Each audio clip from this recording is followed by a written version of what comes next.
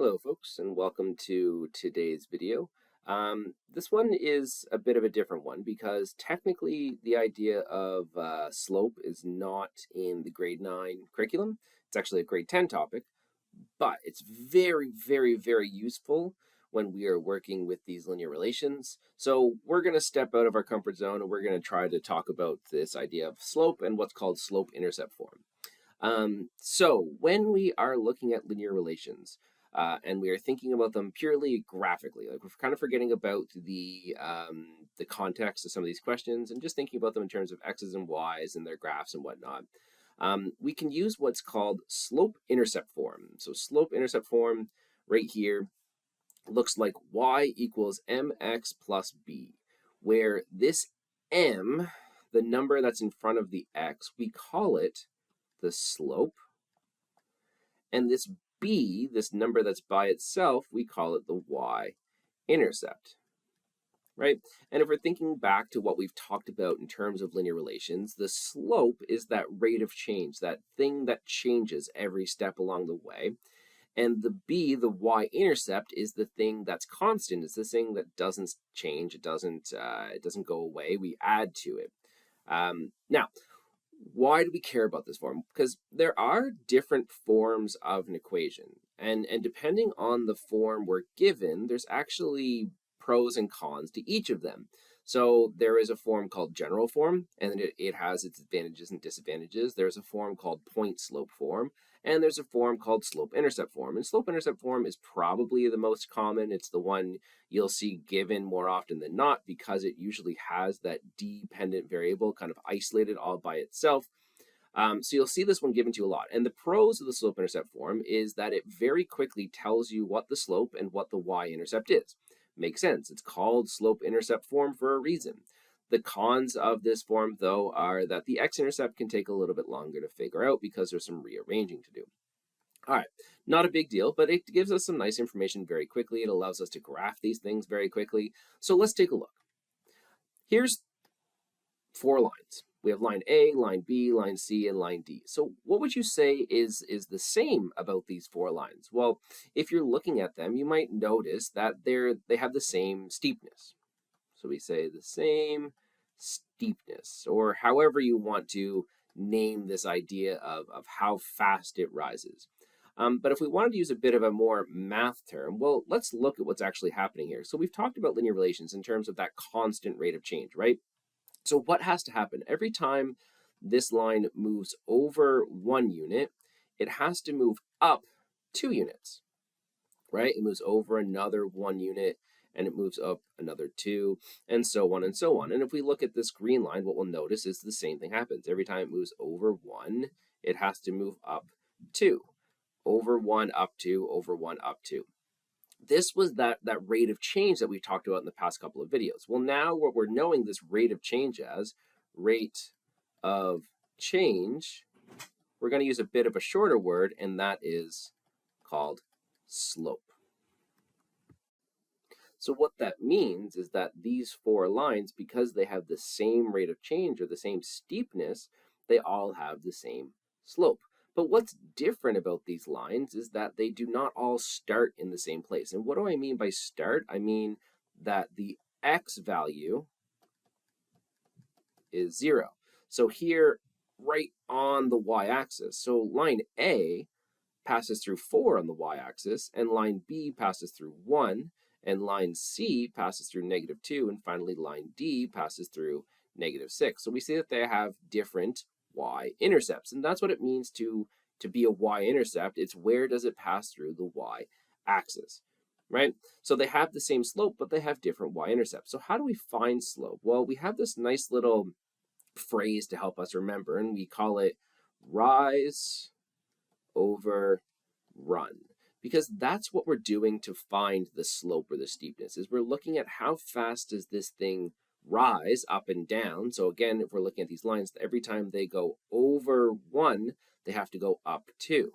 So they go over 1, they go up 2. So we'd say the slope for these lines is 2 over 1, or simply just 2. So now if I wanted to start working my way towards writing out an equation for these lines, I can do that now that I know the slope, because again, remember, these things have the form y equals mx plus b, where m is that slope we're talking about, and b is where this thing passes through the y-axis. So if I wanted to know the y-intercept, it's very, very simple. All I'm ever really doing is looking on the graph and figuring out where does this thing pass through the y-axis. So if I'm looking at these three equations and I wanted to, say, match these graphs to their equations, notice that all three of these graphs have a slope of 2. 2x plus 1, 2x plus 3, 2x minus 5. So I can't use their steepness or their slope to help me figure out which graph is which, right? And there we go. We've identified the slope. But what I can do is I can use their y-intercept. So where does this graph pass through the y-axis? It does so right here, where it hits that line that's labeled as y. And where does this graph do it? It does it right there. And this graph right here. Well, this one's down at -5, and this one's at +1 and +3. So if I'm looking at my three equations and I'm trying to decide which graph matches which equation, because they all have the same slope, I don't really need to worry about distinguishing that piece of information. All I need to worry about is figuring out the y-axis or the y-intercept. So which of these graphs has a y-intercept at 1? It is this graph right here. So this is describing equation A. Which of these graphs has a y-intercept at 3? It's right here. So that's B. And then finally, this one over here has to be C at -5. Okay, so if I asked you to graph it, so this is kind of the bread and butter, what we've been working towards with these slope-intercept forms. So I have the graph y equals 2x plus 3. So that's my goal. I want to graph this thing.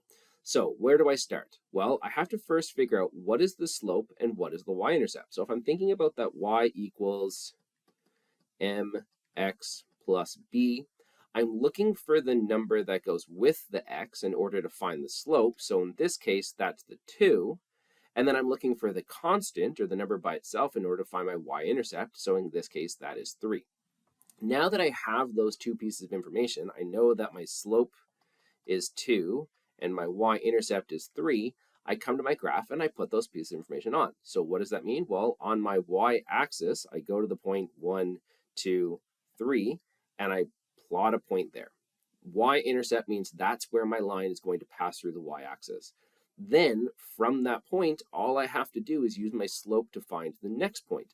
So what does this 2 tell me to do? Well, whenever we have an integer, a number that's not in a fraction, remember, slope is rise over run. So it's always got to be thought about as a fraction. So what is a 2 as a fraction? It's 2 over 1. So what does that tell me to do? It tells me from this point right here, I have to go up 1, 2, and then I have to go over 1.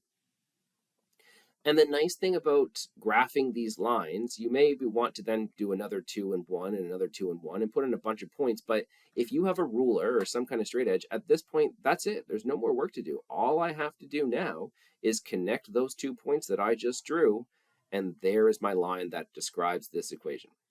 Okay. Now, if I wanted to go backwards, again, same thing. For every one of these things, I only need 2 pieces of information. I need the slope and I need the y-intercept.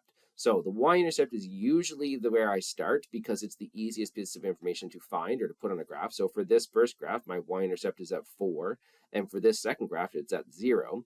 The slope takes a little bit of calculation. So if I have a graph like this one, all I have to do is count. I find any 2 points. So there's 1 point, and let's go to this point right here. And all I have to do is I have to count. So I go down 1, 2, 3, and I go over 1, 2, 3. Because slope is rise, so I went down 3, over run, which is to the right 3, so -3 over 3 is -1. So now that I know that, I'm just throwing these numbers into that slope-intercept form. Y equals -1x plus 4, or -x plus 4. Because usually in math, we don't write ones when they're in that spot. And then if I want to do the same thing here, again, pick any 2 points. So there's a point there, there's a point there. And again, we're just counting up 1, 2, 3, 4, and then over 1. So my slope is rise, which is 4, over run, which is 1. and 4 divided by 1 is 4. So again, we're taking these numbers and we're plugging them in where they belong. So y equals 4x plus 0, or y equals 4x, because again, usually when we add 0, we don't bother writing it. Now, if we were given the points without a graph, we were just said, here's a couple of points, we actually have a formula as well that helps me define slope. And it is this, m equals. So if I have 2 points, let's just say the coordinates of the points are x1, y1, because I don't know their numbers. So I'm just saying, here's a point with coordinates at some x value and some y value. And here's a second point with coordinates at a different pair of x and y numbers. So we'll label those as x2, y2. Again, all we're ever doing is we're trying to find the rate of change, or in other words, we're trying to find how the y values are changing versus how the x values are changing. And to find change in two numbers, we subtract them. So the formula here is y2 minus y1 over x2 minus x1, because subtracting the y values tells me the vertical rate of change, or the rise, and then subtracting the x values tells me the horizontal rate of change, or the run, right? So this y2 minus y1, that's the rise piece, and x2 minus x1 is the run piece of it. All right, so that is it for slope and y-intercept and slope-intercept form. I will see you all in the next video.